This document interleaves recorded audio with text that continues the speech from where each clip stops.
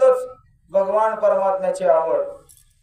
तिच्या घरी तिचे वडील वारी करत होते महाराज. कारण लेकराला कधी वळण असतं माहितीये का?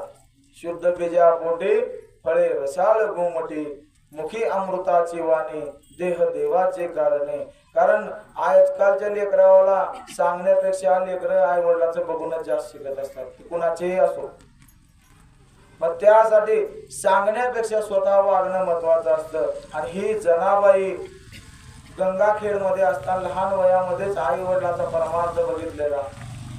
आणि तिला पंढरपूरला जायचं वेळ लागलेलं. त्यावेळेस वारी आलेली होती वडिलाची नुकतीच जनाबाईच्या. आणि वडिलाला म्हणू लागली, पप्पा मला बी यायचे वारीला. त्याने म्हणले, बाळा तुला वारी एवढ्या लवकर काय करायचं आहे? नाही म्हणले, मला यायचंच आहे.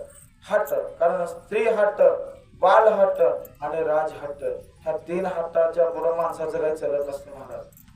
वडिलांना म्हणले, ठीक आहे, काय हरकत नाही, तुझी येण्याची इच्छा असेल तर चल. आणि जनाबाई महाराजाला सोबत घेतलं आणि